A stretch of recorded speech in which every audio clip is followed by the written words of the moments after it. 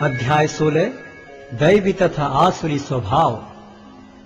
भगवान ने कहा, हे भरत पुत्र, निर्भयता, आत्मशुद्धि, आध्यात्मिक ज्ञान का अनुशीलन, दान, आत्मसंयम, यज्ञ परायणता, वेदाध्ययन, तपस्या, सरलता, अहिंसा, सत्यता, क्रोध विहीनता, त्याग, शांति, छिद्रान्वेषण में अरुचि, समस्त जीवों पर करुणा, लोभ विहीनता, भद्रता, लज्जा, संकल्प, तेज, क्षमा, धैर्य, पवित्रता, ईर्ष्या तथा सम्मान की अभिलाषा से मुक्ति, ये सारे दिव्य गुण हैं जो दैवी प्रकृति से संपन्न देवतुल्य पुरुषों में पाए जाते हैं।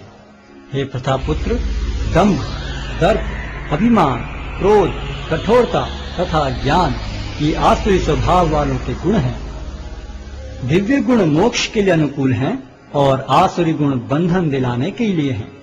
हे पांडुपुत्र, तुम चिंता मत करो, क्योंकि तुम दैवी गुणों से युक्त होकर जन्मे हो। हे प्रथापुत्र, इस संसार में सृजित प्राणी दो प्रकार के हैं, दैवी तथा आसुरी।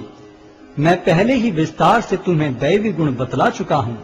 अब मुझसे आसुरी गुणों के विषय में सुनो।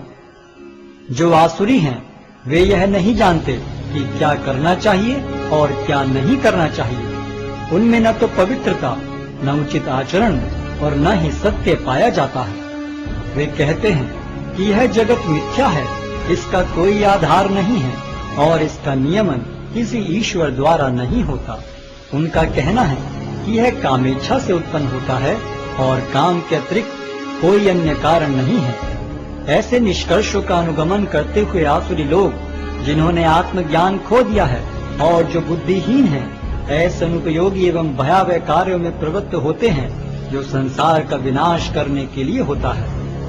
कभी न संतुष्ट होने वाले काम का आश्रय लेकर तथा गर्व के मद एवं मिथ्या प्रतिष्ठा में डूबे हुए आसुरी लोग इस तरह मोहग्रस्त होकर सदैव क्षणभंगुर वस्तुओं के द्वारा अपवित्र कर्म का व्रत लिए रहते हैं। उनका विश्वास है कि इंद्रियों की तुष्टि ही मानव सभ्यता की मूल आवश्यकता है। इस प्रकार मरण काल तक उनको अपार चिंता होती रहती है। वे लाखों इच्छाओं के जाल में बंधकर तथा काम और क्रोध में लीन होकर इंद्रिय तृप्ति के लिए अवैध ढंग से धन संग्रह करते हैं। आसुरी व्यक्ति सोचता है, आज मेरे पास इतना धन है और अपनी योजनाओं से मैं और अधिक धन कमाऊंगा। इस समय मेरे पास इतना है, किंतु भविष्य में यह बढ़कर और अधिक हो जाएगा। वह मेरा शत्रु है और मैंने उसे मार दिया है और मेरे अन्य शत्रु भी मार दिए जाएंगे। मैं सभी वस्तुओं का स्वामी हूँ, मैं भोक्ता हूँ, मैं सिद्ध, शक्तिमान तथा सुखी हूँ। मैं सबसे धनी व्यक्ति हूँ और मेरे आसपास मेरे कुलीन संबंधी हैं। कोई अन्य मेरे समान शक्तिमान तथा सुखी नहीं है।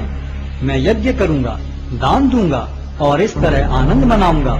इस प्रकार ऐसे व्यक्ति अज्ञानवश मोहग्रस्त होते रहते हैं। इस प्रकार अनेक चिंताओं से उद्विग्न होकर तथा मोहजाल में बंधकर वे इंद्रिय भोग में अत्यधिक आसक्त हो जाते हैं और नरक में गिरते हैं। अपने को श्रेष्ठ मानने वाले तथा सदैव घमंड करने वाले, संपत्ति तथा मिथ्या प्रतिष्ठा से मोहग्रस्त लोग किसी विधि विधान का पालन न करते हुए कभी कभी नाम मात्र के लिए बड़े ही गर्व के साथ यज्ञ करते हैं।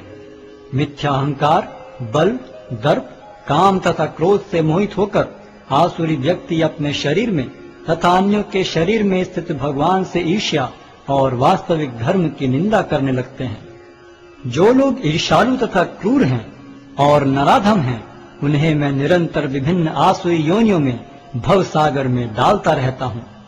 हे कुंती पुत्र, ऐसे व्यक्ति आसुरी योनि में बारंबार जन्म ग्रहण करते हुए कभी भी मुझ तक पहुँच नहीं पाते।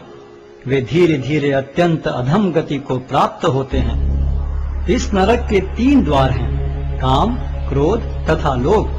प्रत्येक बुद्धिमान व्यक्ति को चाहिए कि इन्हें त्याग दे, क्योंकि इनसे आत्मा का पतन होता है। हे कुंती पुत्र, जो व्यक्ति इन तीनों नरक द्वारों से बच पाता है, वह आत्म साक्षात्कार के लिए कल्याणकारी कार्य करता है और इस प्रकार क्रमशः परम गति को प्राप्त होता है। जो शास्त्रों के आदेशों की अवहेलना करता है और मनमाने ढंग से कार्य करता है, उसे न तो सिद्धि, न सुख, न ही परम गति की प्राप्ति हो पाती है।